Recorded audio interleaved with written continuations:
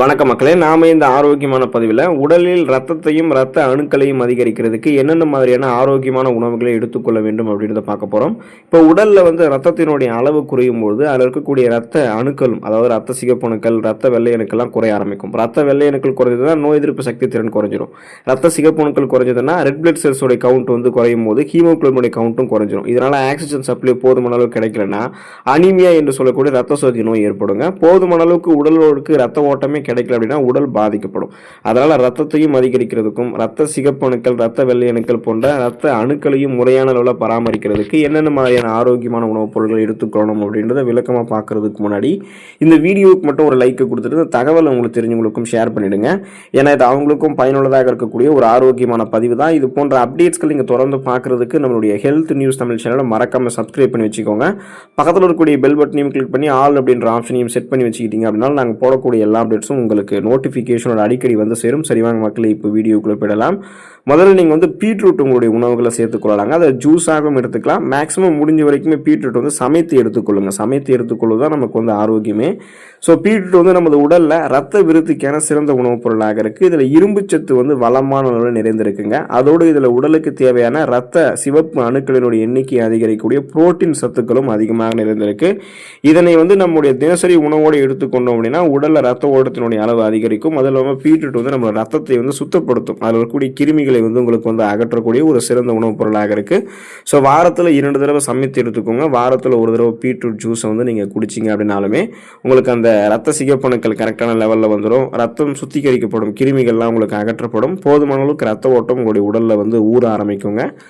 மாதுளம் பழத்தை நீங்கள் எடுத்துக்கொண்டீங்க அப்படின்னா ரத்த ஓட்டம் உங்களுக்கு கரெக்டான லெவலில் இருக்கும். ரத்தம் அதிகரிக்கப்படும். இப்போ மாதுளையில் இரும்பு சத்து மற்றும் விட்டமின் சி என்று சொல்லக்கூடிய அந்த உயிர் சத்து நிறைந்திருக்குங்க. ஸோ இரும்பு சத்தை துரிதமாக உறிஞ்சி நம்முடைய ரத்தத்தில் இருக்கக்கூடிய ஹீமோகுளோபினுடைய அளவை அதிகரிக்க செய்கிறதுக்கு மாதுளப்பழம் உதவிகரமாக இருக்கும். இதனால் நம்மளுடைய உடல் ஆரோக்கியம் மேம்படும். போதுமான அளவுக்கு ஹீமோகுளோபின் இருந்தால் தான் ஆக்சிஜன் சப்ளை கரெக்டான லெவலில் இருக்கும். அப்போ தான் அனீமியா என்று சொல்லக்கூடிய அந்த ரத்த சோகை நோயெல்லாம் நமக்கு ஏற்படாது. அதோட மாதுளம் பழம் தொடர்ந்து நம்ம சாப்பிட்டோம் அப்படின்னா மன அழுத்தம் நமக்கு ஏற்படாது. சரும சுருக்கம் ஏற்படுவது நம்ம தடுத்து நிறுத்திக்கலாம்.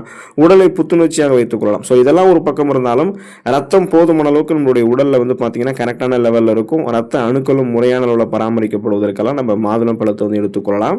அத்திப்பழத்தை நம்ம எடுத்துக்கிட்டோம் அப்படின்னாலுமே ரத்தம் நம்மளுடைய உடலில் அதிகரிக்க ஆரம்பிக்குங்க. அத்திப்பழம் நமது உடலில் ஏற்படக்கூடிய பல நோய்களுக்கு அருமருந்தாக விளங்குது.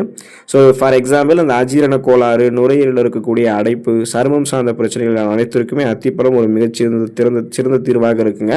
இப்போ அத்திப்பழத்தில் கால்சியம், இரும்பு சத்துக்கள் இருக்குங்க. ஸோ குறிப்பாக அந்த இரும்பு சத்து வளமான அளவில் அத்திப்பழத்தில் இருக்கிறதுல இது உடலில் ரத்த உற்பத்தியினுடைய அளவு அதிகரிக்கும். ரத்தத்தில் இருக்கக்கூடிய அணுக்கள், அந்த ரத்த சிகப்பு அணுக்கள் குறிப்பாக அதை அதிகப்படுத்தி ஹீமோகுளோபினுடைய கவுண்ட் உங்களுக்கு இன்க்ரீஸ் பண்ணி ரத்த சோகை நோயிலிருந்து உங்களை அத்திப்பழம் விடுதலை பெற வைக்குங்க. ஸோ அத்திப்பழத்தை எடுத்துக்கொள்ளலாம். சுண்டைக்காய் நம்ம எடுத்துக்கொண்டோம் அப்படின்னாலுமே நமக்கு ரத்தம் நம்மளுடைய உடலில் அதிகரிக்கும். சுண்டைக்காயில் இருக்கக்கூடிய கசப்பு தன்மையானது நம்முடைய வயிற்றில் இருக்கக்கூடிய பூச்சிகளை நீக்கும்.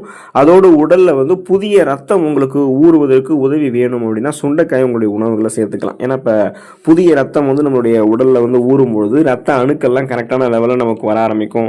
ரத்தம் தொடர்பான பிரச்சனை நமக்கு எதுவும் இருக்காது. ஏன்னா புதுசாக பார்த்தீங்கன்னா ரத்த ஓட்டம் நம்ம கரெக்டான லெவலில் இருக்க ஆரம்பிக்கும். போதுமான அளவுக்கு ரத்த ஓட்டம் நமக்கு இருக்கணும் அப்படின்னா சுண்டைக்காயை நம்ம எடுத்துக்கொள்ள வேண்டியது அவசியமாக இருக்குங்க. நிறைய பருப்பு வகைகளை உங்களுடைய உணவுகளை சேர்த்துக்கிட்டீங்கன்னா ரத்தம் உங்களுக்கு அதிகரிக்க ஆரம்பிக்கும். இப்போ நம்முடைய அன்றாட உணவில் அவசியமாக சேர்த்துக்கொள்ள வேண்டிய உணவாக இருக்கிறது நமக்கு இந்த பருப்பு சார்ந்த உணவுப் பொருட்கள் தான். ஃபார் எக்ஸாம்பிள் இந்த நிலக்கடலை, பட்டாணி மற்றும் பீன்ஸ் போன்ற பருப்பு வகைகள் எல்லாம் ஃபோலிக் அமிலம் நிறைந்திருக்குங்க. ஸோ ஃபோலிக் அமிலம் என்ன பண்ணும் ஸ்பெசிபிக்கா அப்படின்னு பார்த்தீங்கன்னா இது ரத்த சிகப்பு அணுக்கள், ரெட் பிளட் செல்ஸ் உடைய எண்ணிக்கையை அதிகரிக்கிறதுக்கு உருவக்கூடிய ஒரு சிறந்த ஊட்டச்சத்து தாங்க இந்த ஃபோலிக். அது எல்லாமே இந்த பருப்பு வகைகளில் தான் இருக்கு.